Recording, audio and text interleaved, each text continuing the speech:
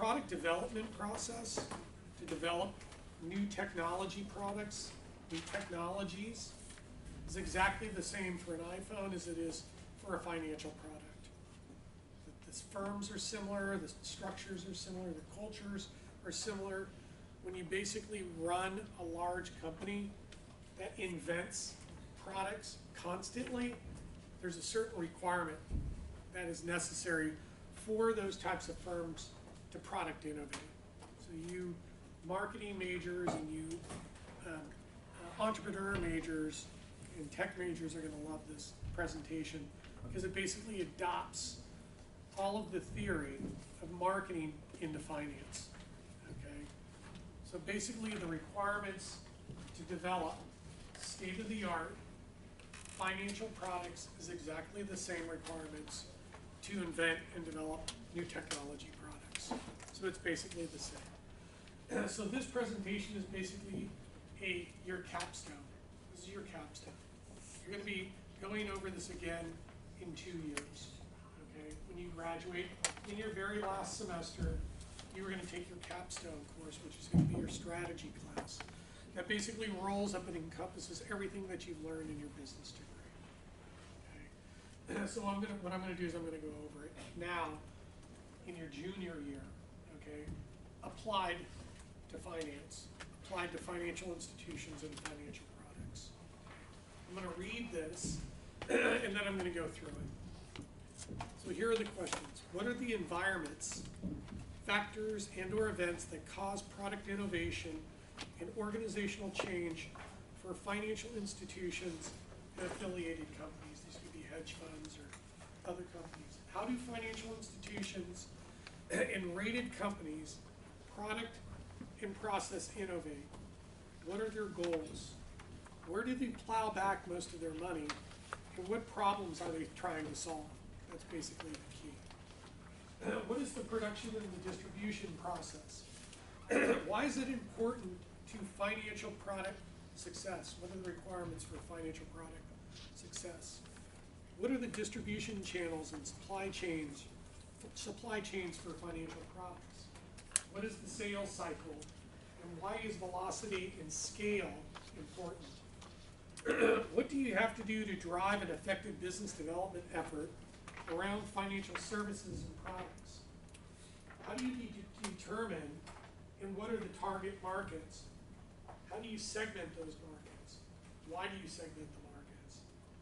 How do you prospect? How do you engage clients? How do you connect with them? How do you relate to them? How do you close transactions at the end of the day? That's how you generate revenue. Diagram the S-curve. What is the goal? Diagram the product adoption cycle. What is the goal? How can you use these curves to forecast production, sales, and revenue growth? If deciding which product or process to fund, what financial feasibility or investment decision-making methods would you use? What do you need to do to accept a product, reject it? And if you really wanted the product, what iterations and tools could you use to get to acceptance? What is the importance of rules-based entrance, exit, and execution on product decisions? And what do you need to do, and how could you create a capital event for your company? You can invent product, process continuously for a firm, then you will maximize revenue and you will maximize the value of the firm. If you can invent new product and process within the firm, you might actually be able to spin that product and process division out of the firm as a publicly traded company and create even more wealth for the shareholders by doing that. This is what everybody's doing in Silicon Valley. This is what everybody's doing in venture capital firms, private equity firms, investment banking firms, tech companies. It's the way it's done. It's the standard. So how do you do it? Well, the first is you have to constantly scan the environment of changes in the environment. It could be regulatory changes, could be political changes, could be demographic changes. That's going to shock the environment.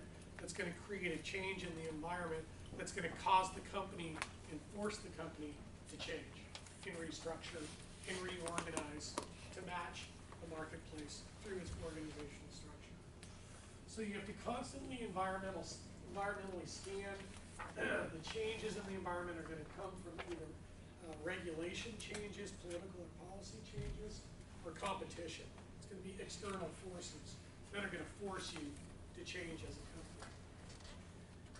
The industrial psychology within the firm, the industrial psychology in the firm, is by nature myopic. So over time, the internal culture, the internal psychology of the firm is going to be myopic. So you will always constantly be lagging behind. At some point in time, the industrial psychology inside of the firm and the organizational structure will create a cognitive dissonance that will be so great, the pressures will force the firm to change and innovate and restructure. So you have to conduct organizational instructional change. You have to redesign the firm. You have to restructure to match the external environment, to maintain profitability and to actually survive. And if you look at other firms that have failed and are not around anymore, they failed to change quick enough due to external forces that were pressuring the firm. To be able to change the organizational structure and the psychology of the firm, you have to have cultural leadership within the firm. You have to have charismatic leaders in the firm that are role models within the firm that create environments of innovation and of change. So it comes down to the leadership, it comes to people. Then you have to have well laid out strategy, tactics, and operational plans in place to be able to execute on the changes you need to make effectively and efficiently within the firm. You have to have clear goals, you have to have clear objectives, and you have to have clear metrics that you can achieve to obtain the change that you need and to create the environment of innovation that you need to survive. You need to be able to product and process innovate, not only on the IT side and the system side, but you got to be able to product and process innovate. How do you product and process innovate? How do you develop product and innovate product consistently over time? You have to build a system, an enterprise resource system that basically captures all of the experiences, all of the knowledge of prior product innovation and prior product development. So you see a change in the marketplace, you need to adapt, you need to invent new product. Do you start from scratch? No, you've invented product before in the past. Go back to your knowledge base, find case studies of products that you've innovated that are similar to the one that you need to make, and you basically use as a template or a model to create new product that will meet the needs of the marketplace. You don't need to reinvent everything if you have the enterprise resource planning system in place to capture all of your experiences in developing product and resources in the past. You have to be able to recognize the needs and the wants in the marketplace. You need to understand what the problems are. The biggest problem in our field was the financial crisis. The financial crisis destroyed people's wealth. People who wanted to retire couldn't retire because they saw their portfolios decline 50 to 70%. They didn't have the money to retire. So during the financial crisis and after the financial crisis, they came to us. And the company I was working for at the time was New York Life. They went to New York Life and they said, can you innovate product that will basically protect us from the downside and market crashes in the futures? Can you invent products with guarantees in them so that we would not lose money in the next financial crisis? And within 6 months, they did. They invented products with basically downside protections embedded in them. You obviously had to pay fees associated with that product, but they invented the product, they saw the need, they were able to respond, they brought it to market within 6 months. And they were able to capture 50% of the market in guaranteed financial products. And to this day, they capture a majority of the guaranteed annuity market to this day. They were able to capture 50% of the market in 6 months, and it's been over 6 years, and they continue to control 40% of that market share, which is just an example of a company being able to do that. So once you recognize the needs and the wants of the market, you need to product develop. How do you product develop? You need a research and development team. You need people who are innovators in product development. You have to constantly be monitoring the market. You have to be constantly developing new products to test in the marketplace to basically gain market share or generate revenue, which is the goal at the end of the day. So ongoing research and development. You need to design the products with the product attributes that solve the problem. We need financial products, guaranteed annuities that I can put money into. I don't need the money today, but I need the money in 10 or 20 years from now. I want the money that I gave you to pay out an annuity, a payment, every single year for the rest of my life, so I never run out of money. We invented that product, okay? We want to give you money, put it in an annuity contract, and if the market goes down 50%, we've given you the money and paid you the fee, so that if the market goes down and my portfolio drops by 50%, I already paid you the fees with the guarantees to make me whole in the amount that I gave you originally, so I don't lose any money. We invented that product too. And this is a company that's been around 167 years, continues to product innovate on an ongoing basis. You also need to product and process the manufacturing process of the product. You gotta make it standardized enough with attributes that are easily communicating to the client. They understand what the product attributes are. They know what problems it solves. You can sell it into the marketplace. People get it. People will buy it if they understand. But you got to be able to manufacture the product, standardize it, and then distribute and sell those products through your distribution channels. And if you do not have existing distribution channels in place to distribute your product or products, then you need to build the distribution channels or you need to buy it. It's either a buy, build to do it. So you need to harness the networks. And currently with high-speed telecommunications and social networking, through applications on the phone, I can now install financial service applications to be able to monitor my portfolio constantly, and I can buy and sell product instantly over my phone, and I can communicate with the sales people over my phone and buy the products that I want right now when I need them. So now technology enables the ability to be able to sell new products through social networks and through these channels. And if you can figure out and optimize the distribution channel mix, you can maximize the sales and the throughput through those distribution channels through the optimal mix of distribution channels. Okay. Marketing people, is this exactly what you guys are talking about here? This is just applied to finance. Then you need a supplier network. Same thing, you need to optimize your supplier network. So us as large financial institutions that develop these new products, we have distribution channels, but we also have service providers that need to provide us services to be able to scale the products for distribution on a large global scale. So we need a supplier network and supply chain management that we need to manage. We need to also get out there and develop new business. So we need business development professionals. We need marketing and advertising personnel. We need sales campaigns to be able to let the market know about the attributes and the problems that we can solve. And this is going to generate revenue for the company through these marketing efforts, which is going to grow the revenues of the company, create profitability, and make us a going concern. And as we get bigger and smarter, we can start taking market share from our weaker competition in the process. So to be able to do the marketing, you got to understand market segmentation. You got to segment the market. I can't sell 100% small cap, high tech equity fund to an 85-year-old man, okay? They're totally different psychographics and demographics. So basically what I have to do is I have to invent new products for the psychographics, demographics, and the segmentation within the marketplace, build the product, and then sell the products to the segments based off of the demand. So I need to be able to do the market segmentation.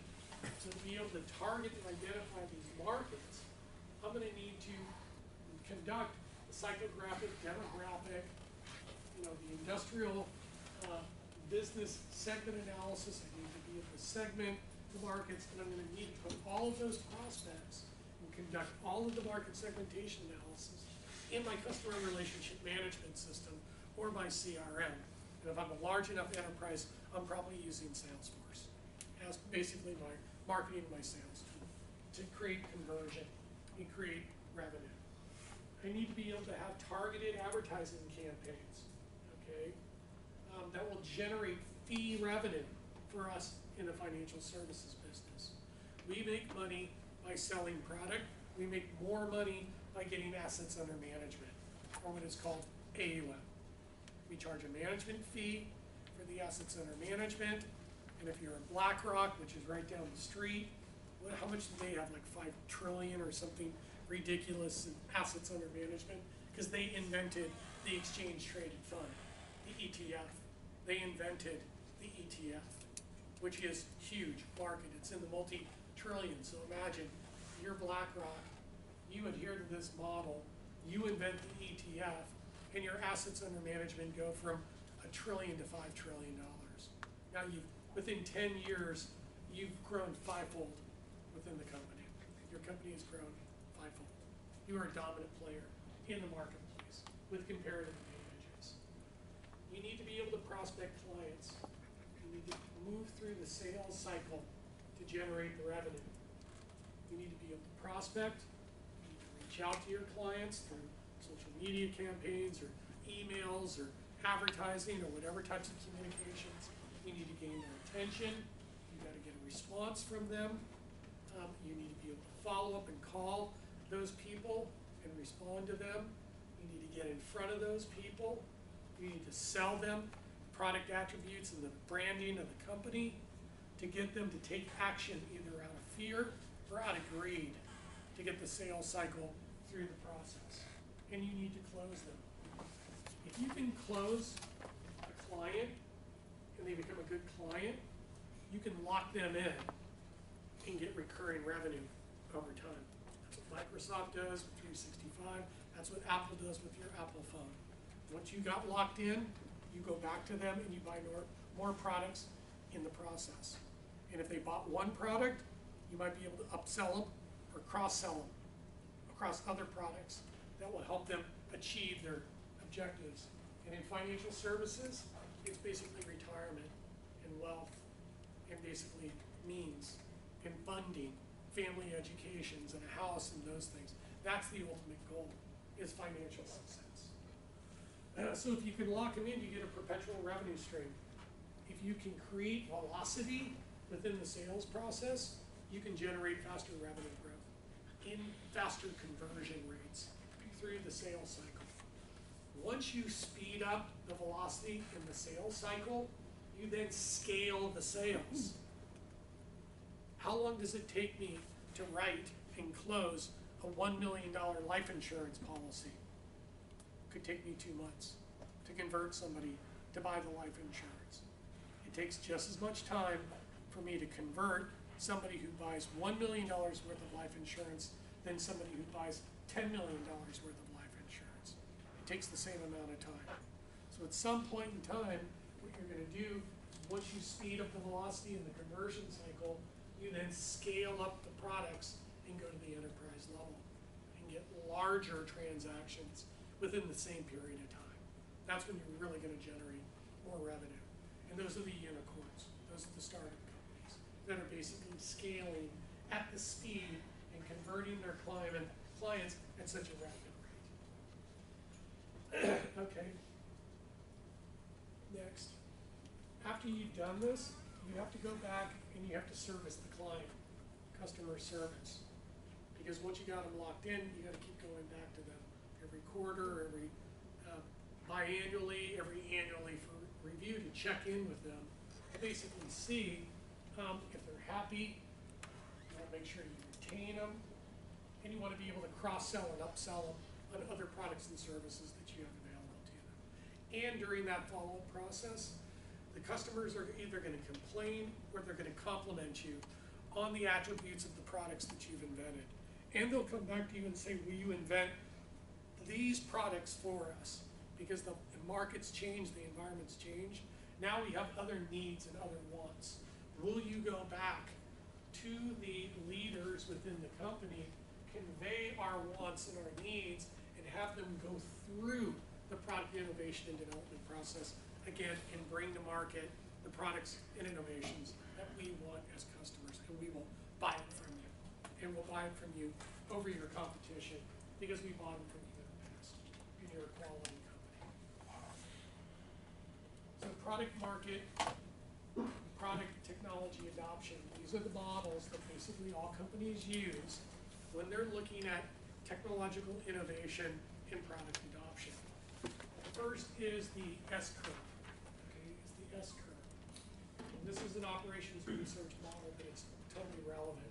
And when we're talking about market structures, microeconomics around the finance industry, it's the same thing. So basically, finance companies invent technologies constantly over time. And these technologies start off here, and then they accelerate. You basically get the productivity gains and the revenue growth gains out of them, and then they start to deteriorate.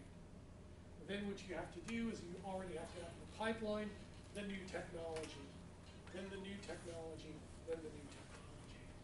So companies like IBM and Salesforce and Oracle and other companies have been able to invent new products and services consistently over time, creating an upward revenue growth path within the company. And if you can do that, where I can write the equation. So this is my cash flow.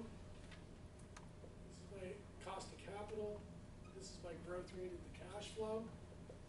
This is the value of the company. If I can maximize the growth rate in the cash flows consistently over time, I'm going to maximize the value of the firm.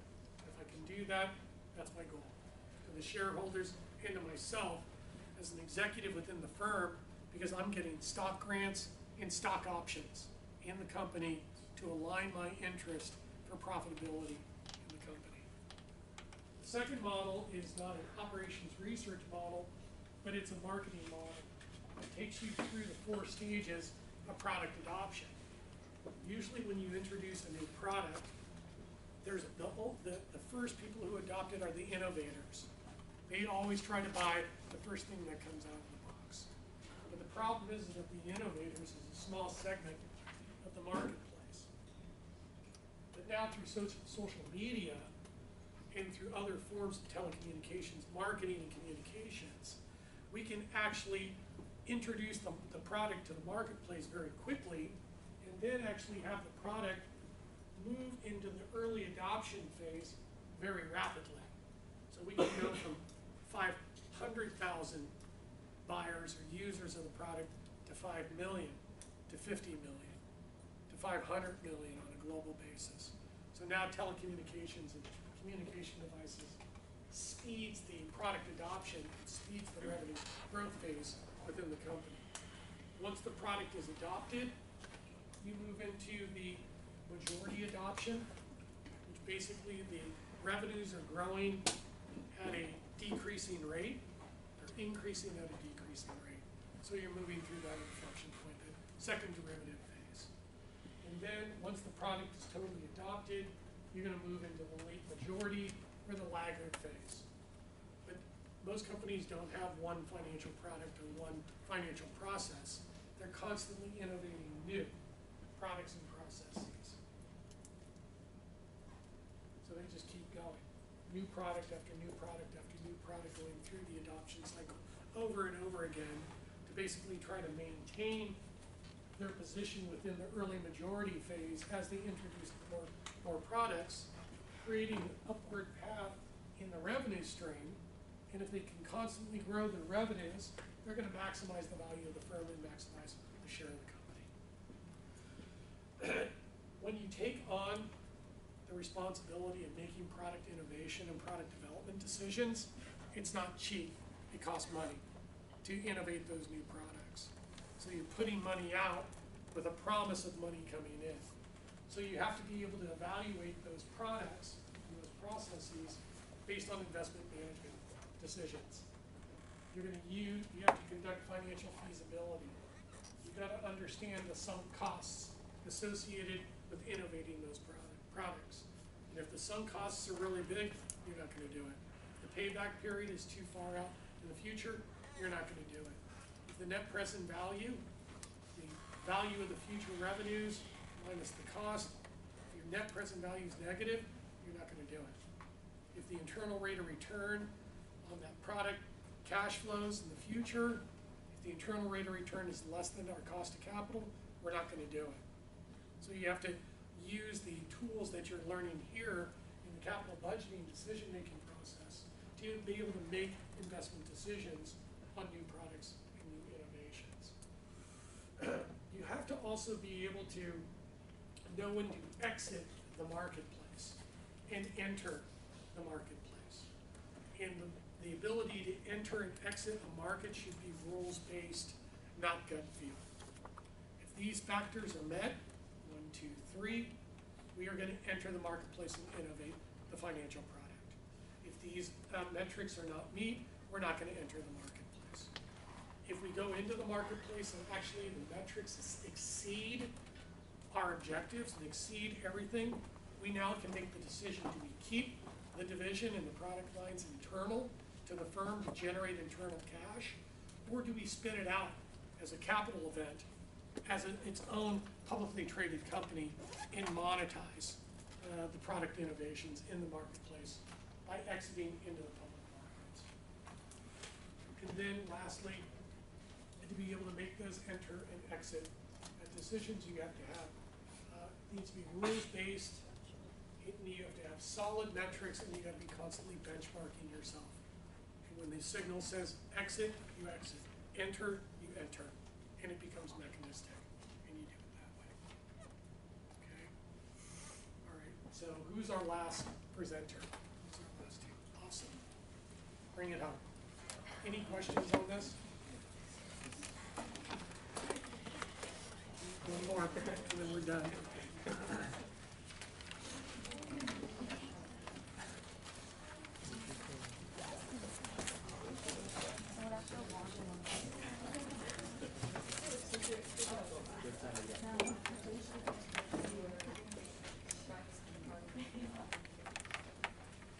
Are you going to use your own machine? No, can I log in on yours? Yeah, absolutely.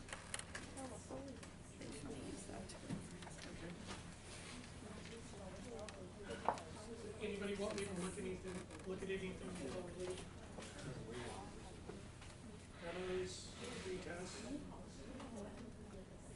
Anybody want me to look at anything before we leave? We've already gone over probably 4 memos and probably 5 retests.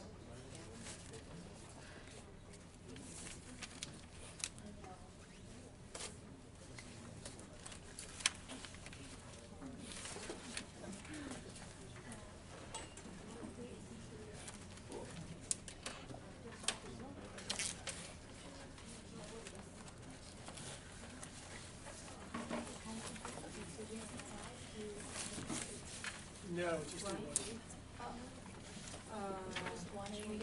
Just do one so I can see it. No. So just do stocks. Okay, this first. And then for these, do they have to be the same? Like, or they These are the indexes. And then they Googled and found S&P 500 exchange traded fund. And they found it from Fidelity or Schwab. And they put the tickers right here. Based off of these indexes. Oh, so these based off of each other? Yeah, so these are the indexes, and then the exchange traded funds basically own shares that replicate these indexes. Okay. And these portfolios are traded as shares on the stock exchange. Okay. And then you can take the top 5 companies in any one of these indexes, or find your own 5 companies and put the tickers right. Any other questions?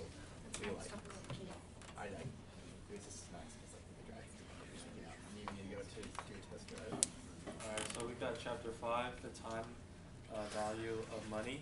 I'm Calvin. I'm Anastasia. I'm Sabrina. Alright, so this is the summary. So number 1,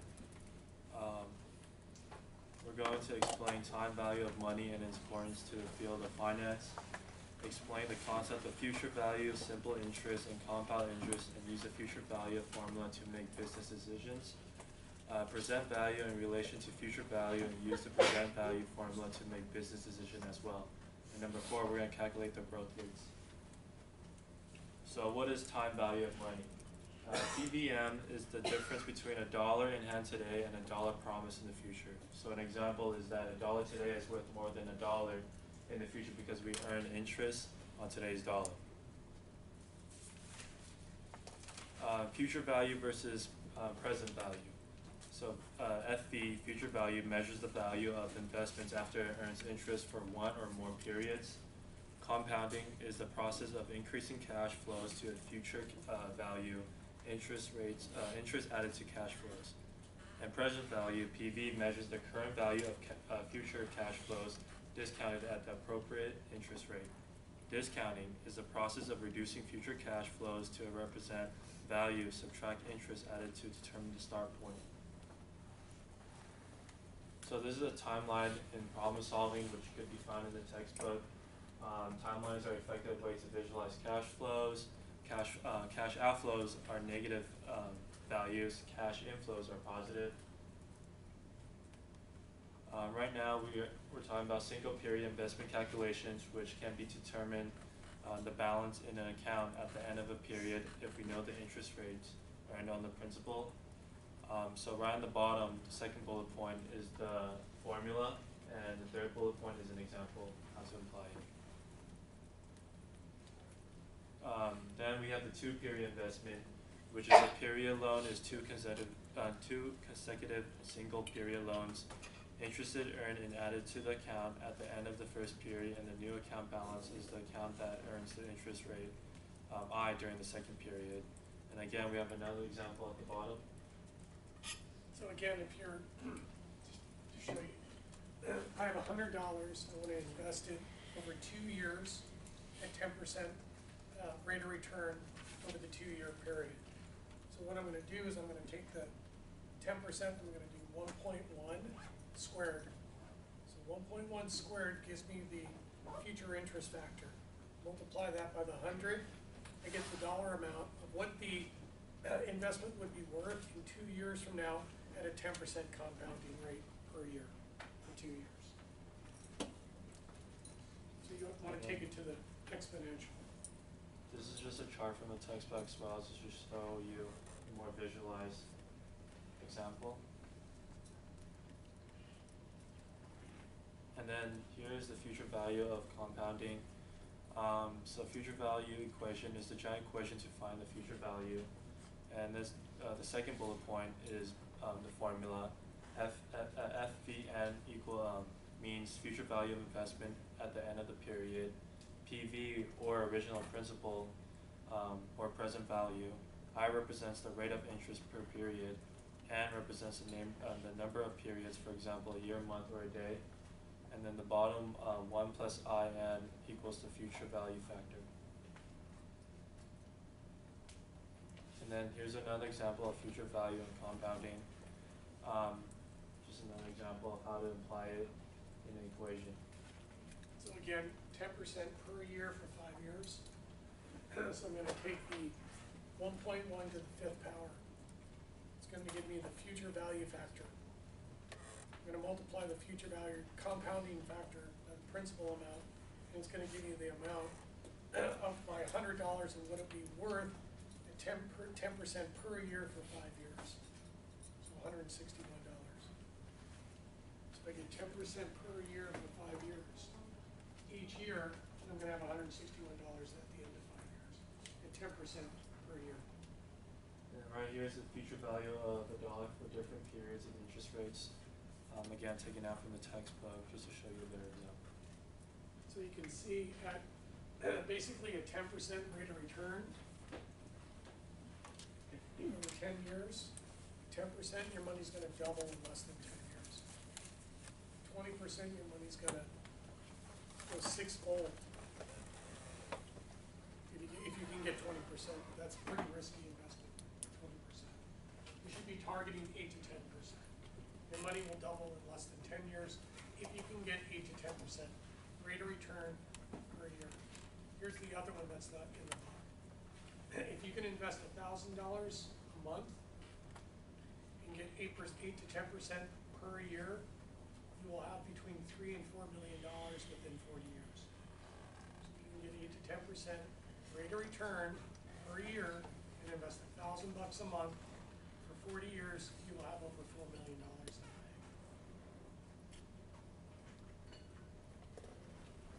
So this is what you guys want to write down. This is our homework question example, 5.1. So Chuck Tomovic is planning to invest $25,000 today in a mutual fund that will provide a return of 8% each year. What will the value of the investment be in 10 years? And this is our solution. He comes out to $53,973.12. So it's 0.08 to the 10th power times the 25,000. I'll give you the 53,973.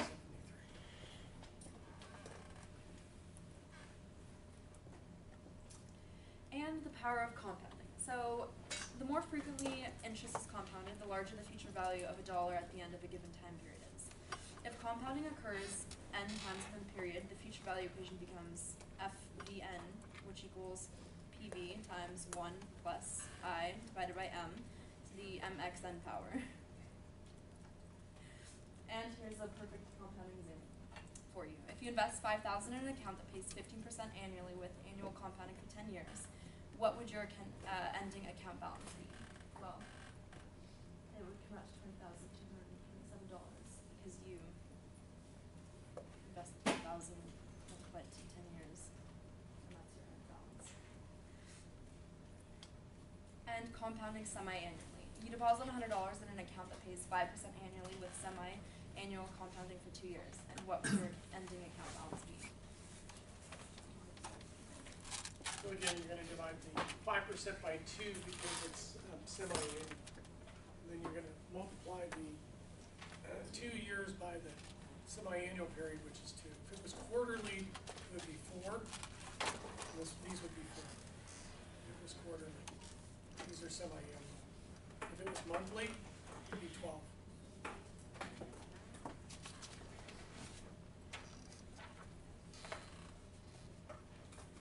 And another homework question example, so pull out your phones. Multiple compounding periods. Find the future value of a 5-year, $100,000 investment that pays 8.75% and that has the following compounding periods. A, quarterly, B, monthly, C, daily, and D, continuous. Or D. It's all of them. Yeah. You have to solve for all of them. Yeah. So don't forget. And what that shows you, go back, is that the continuous compounding is going to be the highest. And then obviously the daily is going to be the highest. So the more compounding periods you have, the higher the value of the invested funds will be at the end of the time period. Continuous compounding. So when compounding occurs on a continuous basis, the future value equation becomes, as seen here, and overall investments which compound continuously exhibit exponential growth.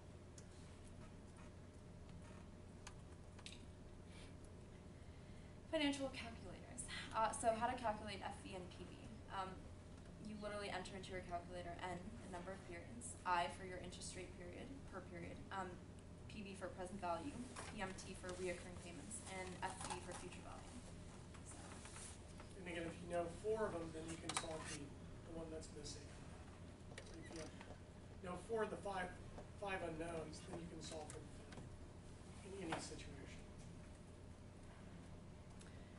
So, suppose we lend $5,000 at 15% for 10 years. How much money will we have at the end of that time? Well, according to our calculations, which we just showed everyone how to do on the previous slide, we would come out to a future value of $20,227.79. Just make sure when you do the present value that you change it to a negative. Because if it's put it in as positive, it's not going to work. Present value and discounting. So present value calculation takes end of period cash flows and reverses the effect of compounding to determine the equivalent beginning of period cash flows. So discounting in the interest rate I is called the discount rate, and and present value, also referred to as discounted value of future cash flows. Time and the discount rate affect present value. So here's our equation and the reciprocal of the future value factor. And we have another present value calculation example for you. You intend to buy a new BMW a year from now and estimate the car will cost approximately $40,000. If your local bank pays 5% interest on savings, how much money will you need to deposit now in order to buy the car as planned? Well, present value calculation says. And here's another graph to show you the dollar period for different periods and discount rates. You can see the value today of the dollar to be received in 10 years in the future, and how that grows, increases over time. Okay, and here we have another calculator example for you for the present value. So what is the present value of 1,000 to be received 10 years from now if the discount rate is 9%? So for interest you put 9, and then again, as Professor mentioned, you turn the PV into a negative, and you come out to 122. Okay, finding the interest rate. So in many situations, you're going to be required to find the time value of money, and that can be used in growth rate in sales, rate of return on investment, or effective interest rate on loan. And so one of the easiest ways to do this is to apply the rule of 72, which is a shortcut to estimate using a time value of money calculation to determine a rate of change or growth rate. You should be sure to only use the rule of 72 when you're looking at interest rates between 5% to 20%. And so to determine it, you would basically just do 72 divided by your interest rate, and you want to use your interest rate as a whole number. And then, so here's an example of the rule of 72. So if you earn 8% compounded annually, how long will it take for your money to double? So you would literally just do 72 divided by 8, which is 9, so it would take 9 years for your money to double. And then your homework question, which is 5.16, is number of periods, which is what we just did with the rule of 72. So you invest $150 in a mutual fund today. That pays 9% interest annually. How long will it take to double your money? So you just use the rule of 72, and then obviously it's 9% interest rate annually. So you do 72 divided by 9, which would mean it would take 8 years to double $150. That makes sense. And then from 5.1, so you have a more general compound growth rate. You're just going to do FE to the N equals PV present value times 1 plus the growth rate to the N period of time. So then using that equation, your homework example question would be, which is 5.7, Joe Mark, a catcher for the Minnesota Twins, is expected to hit 15 home runs in 2014. If his home run hitting ability is expected to grow by 12% every year for the following 5 years, how many home runs is he expected to hit in 2019? So use the equation down below, FV to the 5th equals PV times 1 plus your growth rate to the N, which would be 15, because he has 15 home runs, times 1, or times 1 plus 12, which is your percent every year, your interest rate, to 5, because of the 5 years, which is the N period of time. You want to make sure you use 1.12. Oh, yeah, because it's 1.12. yeah, you want to put your interest You'd rate be able to decimal. change 12% to 0.12, or 10% to 0.1, or 5% to 0.05. So you have to be, careful, and you got to know how to convert the percentages. Okay, and then you can also again do this on your calculator. So you would just enter the period of time, which is for this example, 3 years, and then you're trying to find your interest rate. So that's why it's in the answer column, and then you put your PV, which is in -20, because 20 million, and then you have your PMT. They don't list it, so it's $0. Your future value, so you're trying to determine how your annual growth rate in sales is going to be. So it's 35, and then you get 20.51. And then another example from the textbook, which also illustrates how you would find the period of time if you didn't have that. So again, like Dr. Souza said, if you have 4 of them, you can find the missing one. So Yeah, and then there's your homework problems. We went through all of them. And then just to kind of reiterate, here are all the overall equations we went through. You might want to take a picture of them because it's actually really helpful to have all of them in one spot. Because there's a lot.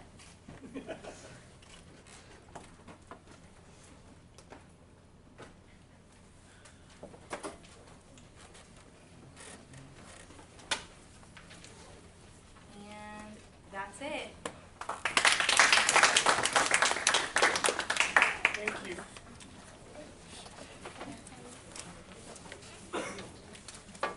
Thank you, everybody.